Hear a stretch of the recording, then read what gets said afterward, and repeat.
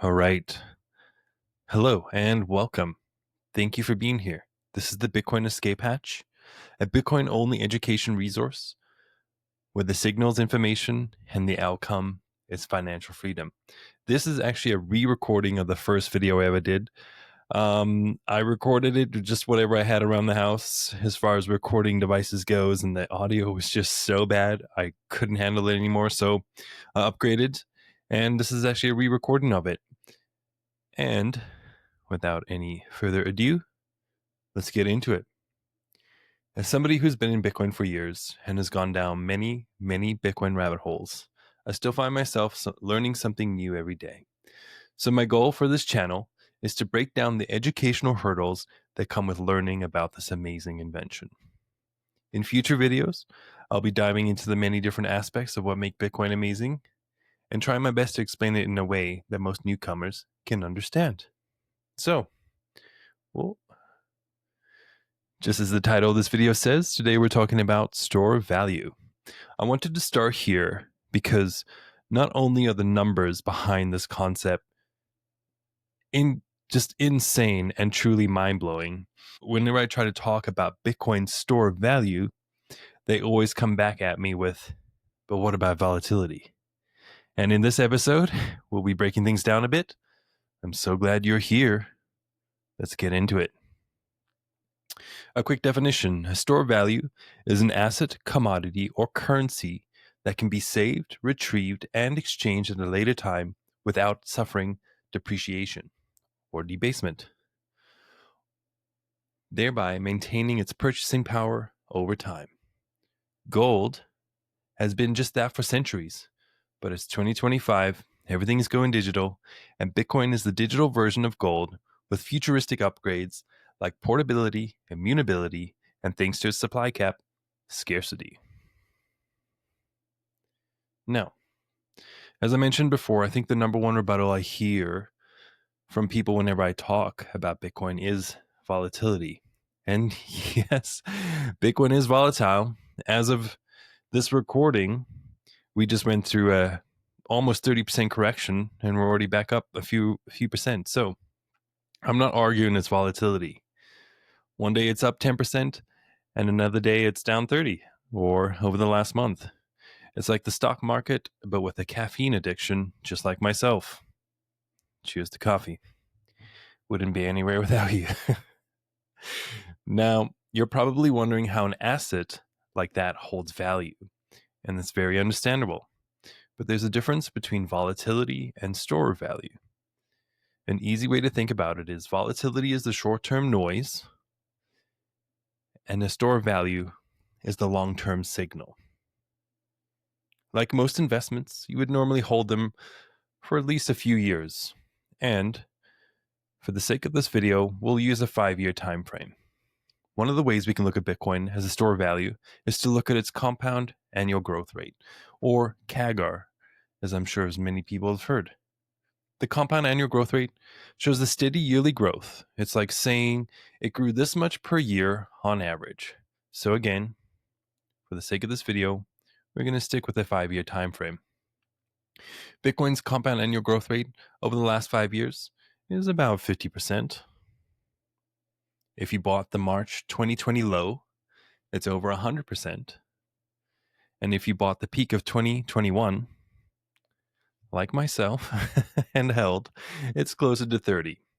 But if you dollar cost averaged, which I highly suggest, if you went in on a DCA strategy with just about $10,000 over the year of 2020, you'd have about $78,000 today. And that is the beauty of compound annual growth rate.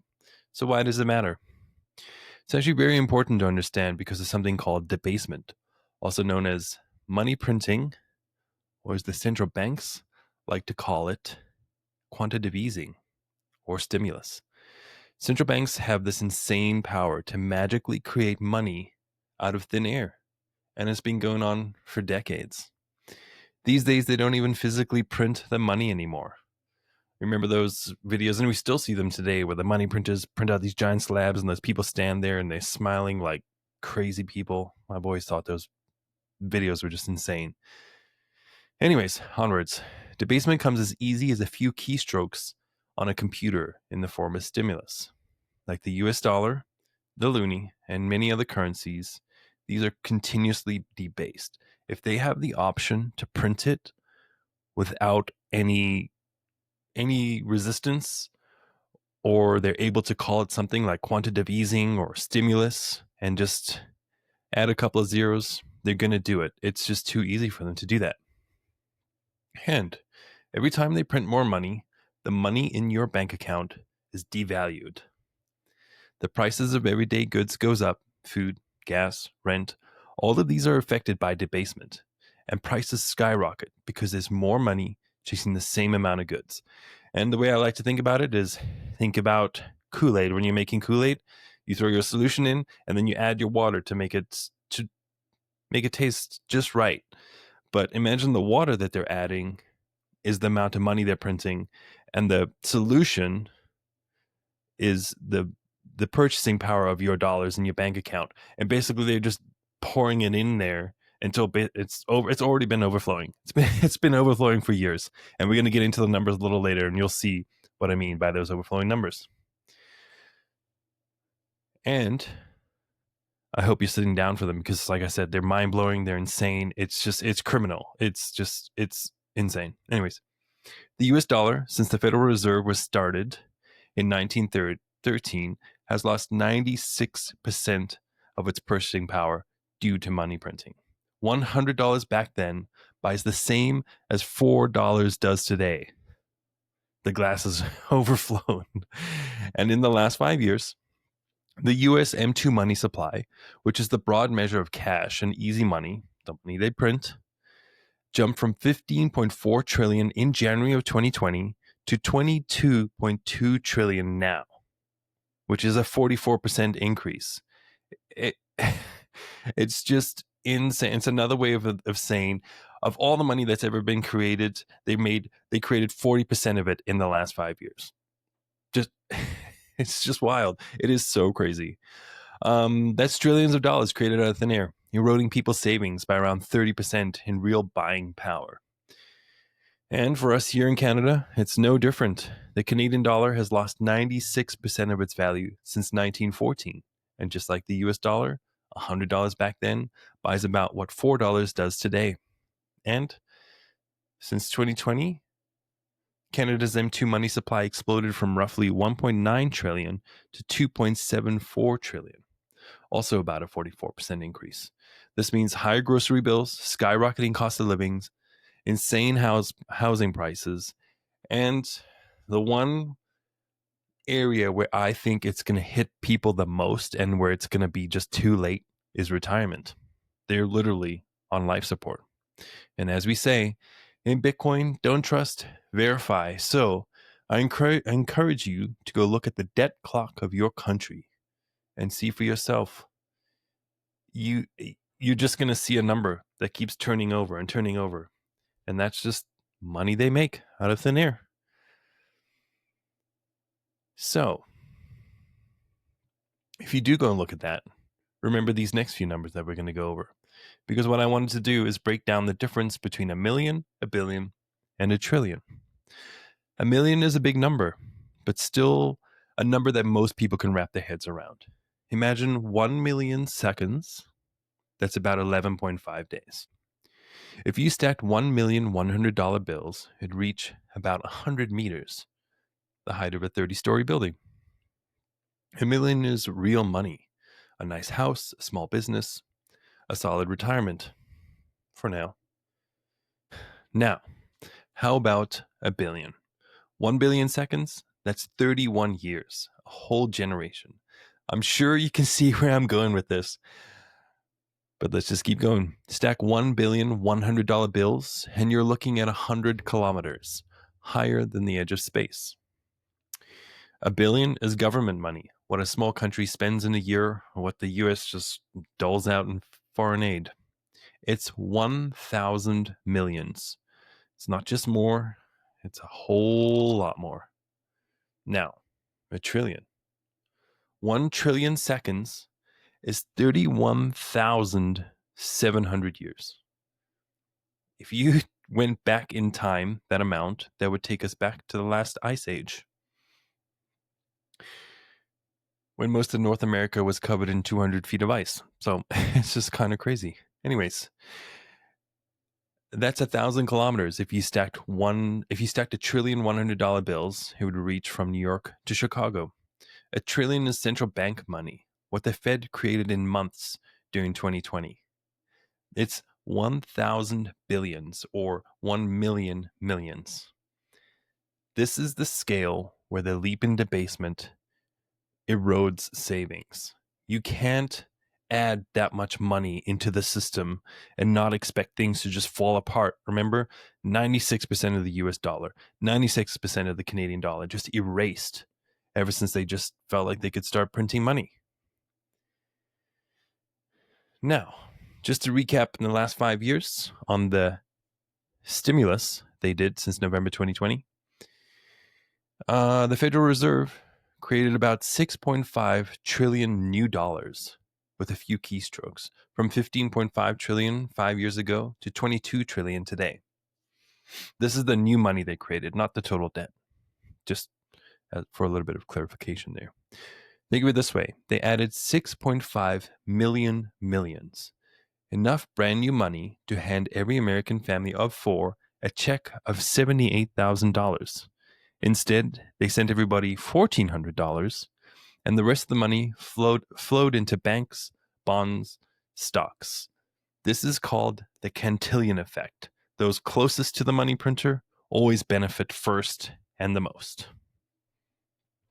And while that happened, your grocery bill doubled. One click, one Excel sheet adjustment, one Fed meeting, and just like that, 40% more dollars chasing the same amount of houses, cars, and Big Macs. Like I was saying before, it's just the more and more you dig into these numbers, it's just so wild. It's modern debasement. That's not melting coins, or it's typing zeros in a database. And as for Bitcoin, still exactly 21 million. No extra zeros allowed. I just made a video called Fixed Supply, which explains how the fixed supply is ironclad, in stone, digital stone, and how it's all backed. So if you wanted to know more about that, go check that out. These are the numbers, and they get even crazier, like I said, when you look at retirements. Retirement is where they get hit the hardest, because you're banking on making a certain amount by a certain time frame and hoping that lasts for the rest of your life. Meanwhile, they just keep printing and printing and printing and printing, and it's sad, it's messed up. But anyways, onwards. Imagine this. This is the retirement scenario. You save $500 a month for 40 years into a 401k or an RRSP. That's $240,000 in contribution. And that sounds like a pretty decent plan. But the purchasing power of everything from 2020 onwards has been slashed by 30% by inflation. And inflation is directly tied to the amount of money they print, right? More money chasing the same amount of goods makes prices go up, which is inflation. That $72,000 in contributions now worth only $50,000 in 2020 dollars, not the dollars you're making today. So, not erased, but quietly devalued, not by bad investments or greedy corporations, but by keystrokes in a central bank's basement. And it's kind of dark to think of it that way. I'm not going to lie. It's pretty grim. And this is one of the reasons why I think Bitcoin seems so crazy to people who aren't Bitcoiners, because it's not that they don't see it, and it's not that I don't think people know that this is happening, but when you run it through the lens of Bitcoin, when you have something that's absolutely hard capped, cannot be debased or manipulated, and you're looking at these numbers and the way it just completely destroys purchasing power, and it's so crazy. And this is why I like to call Bitcoin the escape hatch. So open that door. There's a bright orange light out there called Bitcoin, and it will take you to greener pastures. It's like the scene in The Big Short where Ryan Gosling's character says, I'm standing in front of a burning house and I'm offering you fire insurance on it. These numbers are so insane and unbelievable. And once you see them, you can't unsee them. I remember just finally getting that for the first time. It was explained on a YouTube video I watched with Michael Saylor, and I looked at it and then looked at it again, and I couldn't really. It would just, yeah, it blew my mind. Even to today, after studying it for years, it still leaves me speechless. It's just those numbers are so insane. And as a bit of a little history throwback here, as Henry Ford was once quoted saying, "It is well enough that people of the nation do not understand our banking and monetary system. For if they did, I believe there would be a revolution before tomorrow morning." And I completely agree with this. I think if people really understood just how much damage uncontrolled money printing does, it's just so wild. It seems like it's controlled. It's not. They have no lid on it. It's just, if it's easy for them to just type a couple of zeros in a database, they're going to do it. Now, back to Bitcoin and how it prevents this. Bitcoin's 21 million supply cap is ironclad. No central bank can dilute it, no government can stop it, and no one can ban it. China has tried 19 times and it's still running. Bitcoin has a mechanism built into it that slows down the rate of issuance. It's called the halving.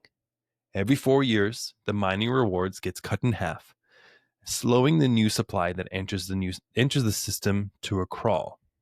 So actually, over time, as the new Bitcoins that are rewarded for the block rewards gets released to the miners that complete them, or released into the system, it slows down as it creeps up to the 21 million cap. Combine that with rising adoption from pension funds to ETFs to countries like El Salvador buying Bitcoin, and you've got an asset engineered for long-term wealth preservation. Sure, it wobbles in the short term, but hold for 5 years or more, and history shows it crushes inflation.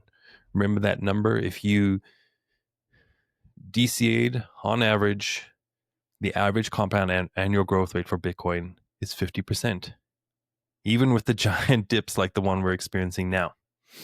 So it's not about timing the market, it's about time in the market. Is Bitcoin a store of value? Absolutely. After hearing some of those numbers and the absolute devastation it does to people's retirements, your savings, and the overall cost of living, I'm hoping you're at least a little bit curious to dive a little deeper. And I actually love the term magic internet money or magic internet coin because it is just that. All you have to do is buy some, make sure you send it to cold storage, and watch that value that you put into Bitcoin multiply over the years as compared to anything else measured in fiat, in cash. I'm hoping it wasn't too depressing and more of like a call to action, because that's how I saw it when I first learned about it. And you hear everybody when they explain their Bitcoin origin stories, it's like, oh, when I got it, I kind of had this freak out moment because I was worried that everybody else was going to get it and buy all the coins before I had a chance to. You get this kind of like freak out moment because you realize just how important it is to store your value in something that cannot be debased. So, like I said, I hope that wasn't too depressing. And if you're still here, thank you so much. I hope the audio on this new video is much better with this new mic. Yeah, the next video coming out, Bitcoin supply cap, lots of really good stuff in there. I'm going to try, I broke down a bit of the technical stuff. The whole consensus networks that makes that 21 million supply cap ironclad, unchangeable. A little quote from the original emails of where Satoshi decided on that supply cap and the 21 million. And yeah, I hope you check it out. I hope you join me in the future videos. Thank you so much for being here. Peace out.